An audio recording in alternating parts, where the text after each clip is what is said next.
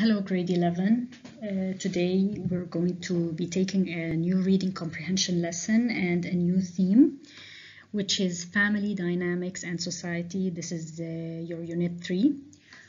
The lesson is called The Struggle of Kids with Disabilities During the COVID-19 Pandemic. Okay, the article is very recent. Okay, so during this lesson, we're going to learn how to summarize a given text. Of course, we started with that last year, okay? We're going to revise it again and go more into depth with that. Paraphrase a given text, identify and comment on the author's tone. We took that last year. Again, we're going to take it into more detail this year. Identify and recall synonyms of keywords related to the theme of family dynamics and society, and figure out the meanings of unfamiliar words and terms related to the theme of family dynamics and society using contextual clues. Discuss ideas related to the issues that disabled children are facing during the COVID-19 lockdown. And finally, answer different types of questions. Okay, paraphrasing. First of all, of course, you know that before we go into the lesson, we learn the skills first because we need to know how to answer the questions related to the lesson. Paraphrasing. Paraphrasing, as we know from last year, is basically explaining a given text using your own words. Steps for paraphrasing a given text. How do we paraphrase? First of all, you need to read whether it's a sentence or a whole paragraph or 2 sentences, you need to read the original text very carefully. Then you have to use citation. Citation means tell me the source of that. Is it in paragraph 2 of the text entitled People Suffering During COVID Lockdown? Okay, tell me the source. Number 3, use third person like he, she, they, them, etc. Okay, don't use I. You need to use the third person pronouns. 4, make the text simpler and longer. Remember, you're explaining it. You don't want to make it more complicated. You want to simplify. Number 5, change the sentence structure. Okay, for example, the quoted becomes reported. Okay, if you're paraphrasing a quoted text, a quote, you need to report it. You don't leave the quotes, you need to report it. If it's written in the active form, write it in the passive or vice versa. Let's take an example here. Original text. During the COVID-19 pandemic, meaning the epidemic, differently abled children, differently abled means it's a different way of saying disabled or handicapped, children suffered dire, miserable consequences during the lockdown imposed since they were unable to be at the specialty centers where they were taken care of during the day. This is the original text. Read it once, read it twice, as much as you need to understand. How do we paraphrase it? First of all, you start with a citation. I did number 1. Now you start with a citation. Where is the source? In the text above, they didn't give me a specific text or a specific source. I say in the text above, the author explains that. Please just avoid the verb means that, okay? The author explains that disabled children, differently abled children, were going through a very tough time, dire, miserable, tough, okay? During the quarantine, instead of lockdown, I chose the word quarantine, that was imposed by the government because they were not allowed to be at the centers where they were and helped out by professionals during the day. Okay? Notice how the paraphrase text is longer and it was made simpler, okay? Explained in simpler form. This is paraphrasing, okay? As paraphrasing, you take a simple idea or you take an idea and you explain it, you expand it. Summarizing is the opposite of that. You take a big idea or a big paragraph or a text and you just pick the main idea, Okay, summarizing is defined as taking a lot of information and making a shorter, condensed version of that information, keeping only the main point or points. Steps for summarizing. Again, number 1 and 2 are the same for summarizing and paraphrasing. Read original text carefully. Citation of the source. For example, in paragraph 3 of the text entitled Human Rights Violations in Congo, the author explains that. This is what I mean by citation of the source. Use third person again. Use your own words, of course. Main ideas only, and you drop the details. Okay? Now, on a test or quiz, summarizing questions will be asked in 2 of the following ways. And please observe them well.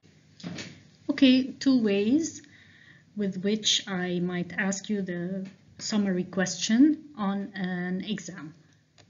First method, write a 1-sentence summary of the paragraph below, or I might tell you, write a 1-sentence summary for paragraph 4 of the article. Okay, so this is the paragraph. The nationality law still prohibits Lebanese women married to foreigners from granting their nationality to their husband and children. The inherent discrimination in the law stems from the country's reliance on religious personal status laws that women's rights groups have argued place women at a disadvantage. After a ministerial committee rejected changing something, the nationality law in January on the grounds that it would disrupt the country's demographic balance by potentially naturalizing Palestinians, NCLW responded with a detailed repost. Now, summary, 1 sentence. And by 1 sentence, I don't mean 1 line. I mean a statement that begins with a capital letter and ends with a full stop. In the above paragraph, this is my citation because I don't have an article, I don't have a source. In the above paragraph, the author states that according to the nationality law, Lebanese women married to foreigners don't have the right to pass their nationality to their spouses and children due to certain reasons. That's the basic idea of this whole thing, is that women are not allowed to give their nationalities to their husbands and children, and that's all I want in 1 sentence. Okay, now another way with which you will be asked questions related to summarizing are the following is a poor version of a 1-sentence summary of the paragraph below. Refer to the paragraph and write an improved version. I gave you a poor version. I'm not asking you to summarize this. This is the poor version of this. I want you to write a better version, 1-sentence summary. Okay, let's read it together. Keeping your body stationary means like in the same place, for prolonged periods of time can increase your chances of developing a range of diseases, including certain cancers, type 2 diabetes, cardiovascular diseases related to the heart and circulation, and stroke. But according to the study, factoring in 1 hour, factoring in means adding 1 hour of physical activity for each day spent sitting can offset your chances of disease. The study comes along with the solution that the health impacts of an 8-hour workday spent bound to a computer or in a car can be alleviated, made better, by activities as simple as cycling at speeds of more than 16 kilometers per hour or walking briskly fast at 5.6 kilometers per hour for more than 60 minutes each day. The researchers hope this guidance will kick people and governments into action to get populations moving more. Now, this is the poor version. This is how this person summarized it. Spending too much time sitting has its negative impacts on health with an increased chance of disease such as cardiovascular disease and diabetes. Okay, great, but this summarized only the first part of it. The main idea is that increased activity will help you out. Sitting for a long time is bad, but increased activity will help you out. Let's incorporate all that into a better version. Sitting, this is the better version. Sitting for a long time has its dangerous impact on health, but fortunately this can be avoided by 1 hour of physical activity daily. That's it, a 1-sentence summary. Okay? Now, author's tone and attitude. Tone and attitude, when asked on a test, they both refer to the same thing, and they are expressed as an adjective. The author is hopeful, the author is pessimistic, angry, anxious, okay, all expressed in adjective form. By tone, we mean attitude that a writer takes towards his topic, or probably towards his reading audience. 3 people can write on the same topic. One might be serious, the other skeptical, the other one light or funny or humorous. To be able to identify the author's tone, I have to take a close look at his or her choice of words. What kind of words did the author use? Okay, that leads me to the tone. The tone may be formal if I'm writing something, okay, related to my boss, or something about the environment, advantages, disadvantages, causes and effect. That would be formal. If I'm writing, I'm texting my friend, definitely my tone is going to be informal. You're not going to write a formal text to your friend, okay? Or if you're writing a letter, as we used to, when I was your age, we used to be informal if I'm writing a letter to my friend. However, if I'm writing a letter to my professor at college, okay, I would be writing it in a formal tone, okay? Now, let's take a look at the common tones. This, what you see in front of you here, this chart includes most of the tones that we're going to be using. Critical, you know, when you're critical, well, why isn't the government doing this? Why is the government being negligent? Why? This is what critical means. Ironic, as we talked about last year and also this year, ironic is saying one thing while meaning another. So, for example, you would say, wow, the government is doing so much hard work in preventing water pollution in Lebanon. Obviously, here you are being ironic because you're stating something opposite of what you mean. It could also be sarcastic. Uncertain, unsure, skeptical, and doubtful mean the same. You know, I'm skeptical about whether or not this minister will do a good job in his ministry this year. Okay, fearful, comic, funny, of course, cheerful, joyful mean happy, excited also, humorous means funny, sarcastic is very similar to ironic, saying one thing when you actually mean the opposite. Okay, we're very sarcastic with our friends. You know, when we say, wow, you just did a great job with that. Okay, when you mean the opposite. Okay, hopeful, meaning optimistic, both mean the same, encouraging, supportive. Objective, okay, objective also means neutral. Okay, objective means neutral, and this is generally used with when you're writing expository essays. Objective, neutral, scientific, formal. Rebellious, you know, when you're against what's going on, you want to change the world. Scared, we know that. Pessimistic meaning hopeless, you dark. Angry and disappointed obviously mean the same. Gloomy, very sad. Anxious, nervous. Frightened, hopeless. Alarmed, when you're alarmed by something, you're shocked. When you're warning, those are very common tones, especially when we're talking about things related to the environment. Threatening, a person might take a threatening tone with you. That's dangerous, they're threatening you. Worried means, you know, anxious about something, anxious about what's going on with the environment, for example. So this is how I will ask you questions related to tone. Identify the writer's tone in the below paragraph. You would read it. How do I come up with the tone? I take a close look at the author's choice of words.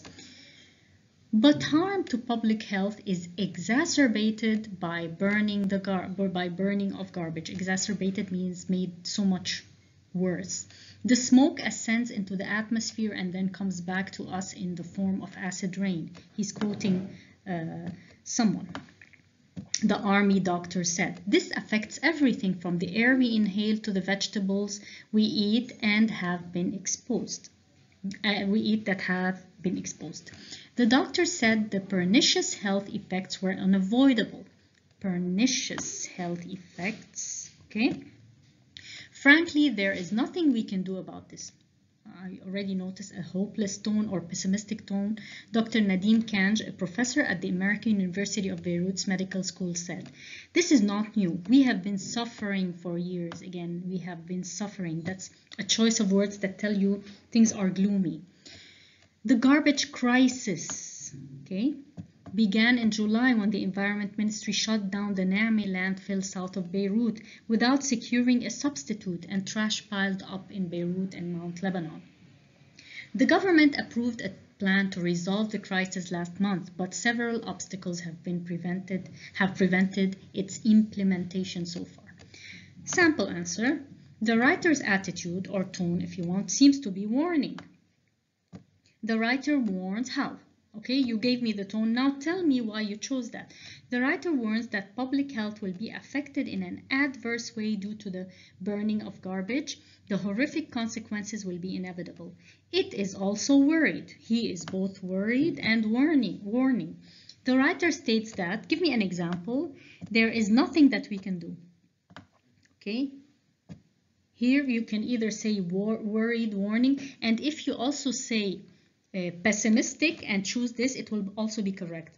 Remember, there is no 100% wrong or 100% correct answer as long as you justify it well. You choose a tone, you tell me why you chose it, you give me an example. Hence, the government has failed in resolving the garbage crisis, and this will aggravate the situation and lead to more environmental degradation. Okay? 1.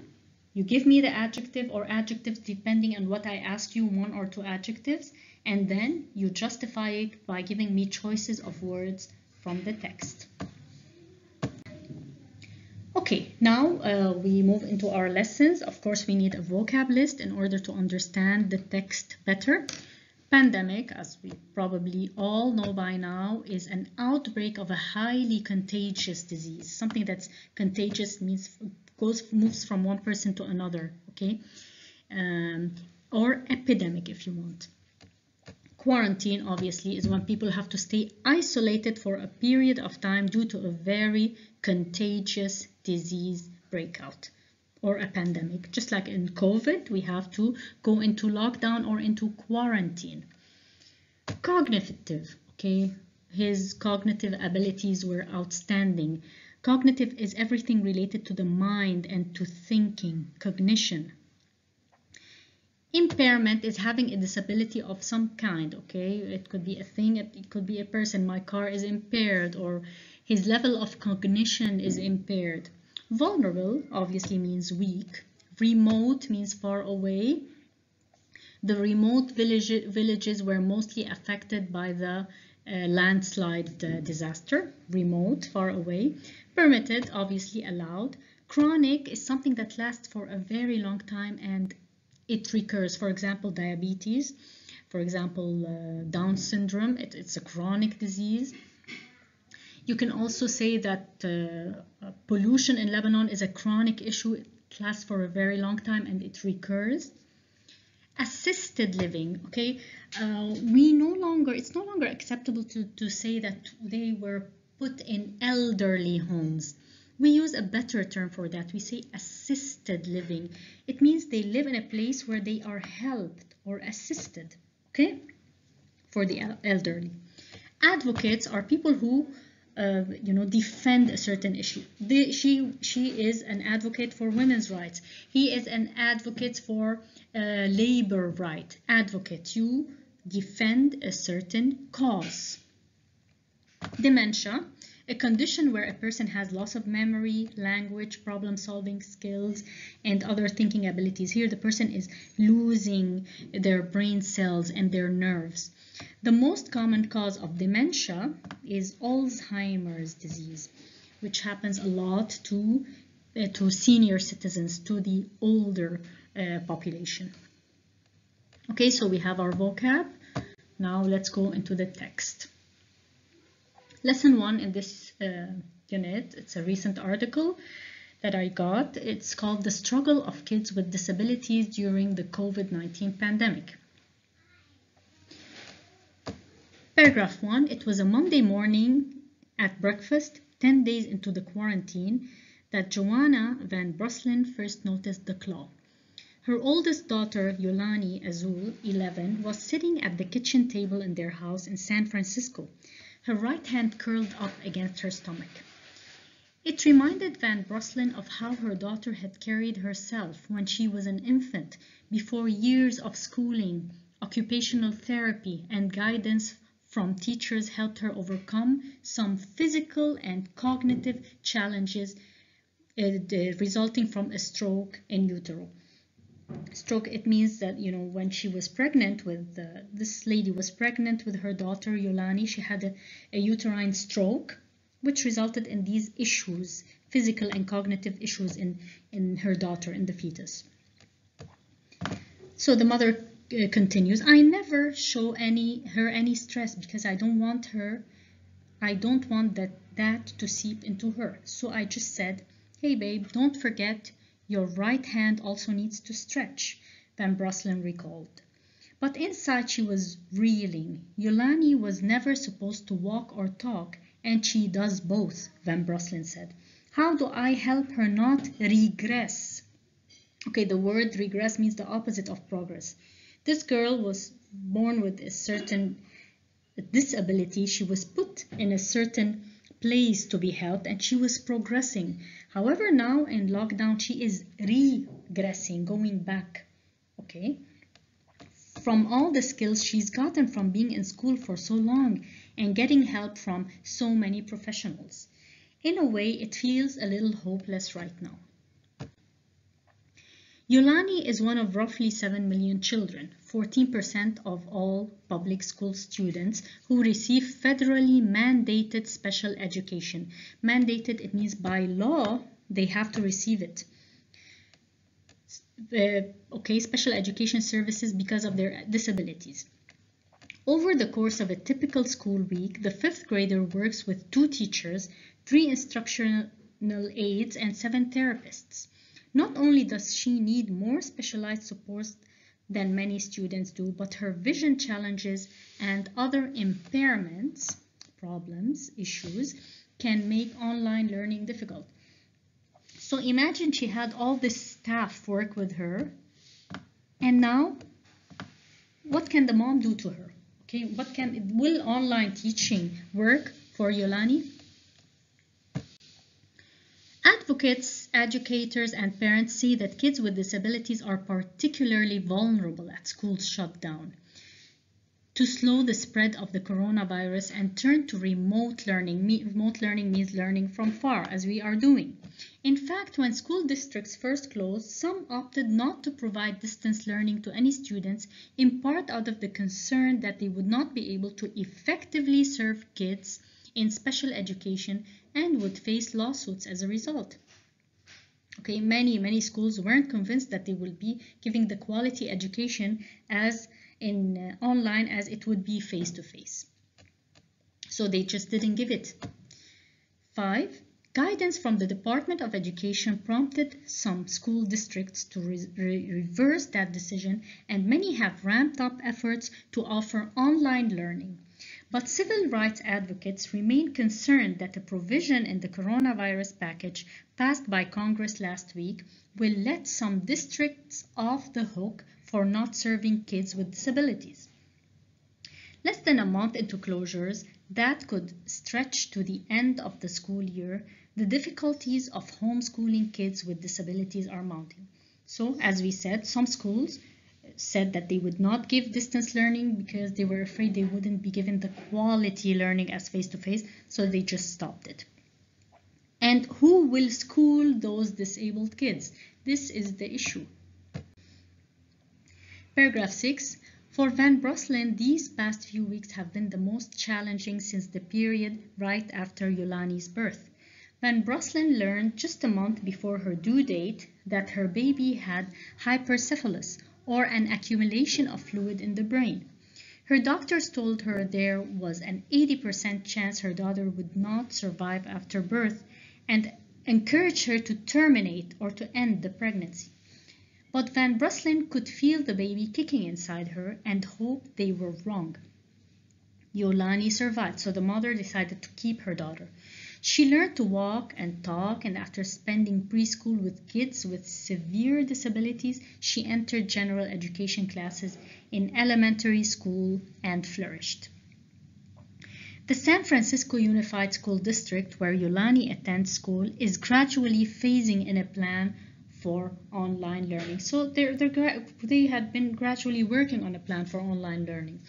The goal is that by mid-April, teachers will offer virtual lessons and make alternatives available for kids who do not have computers and Wi-Fi. Of course, virtual lessons mean lessons online. The district says that special education teachers are helping to figure out what learning will look like for kids with disabilities.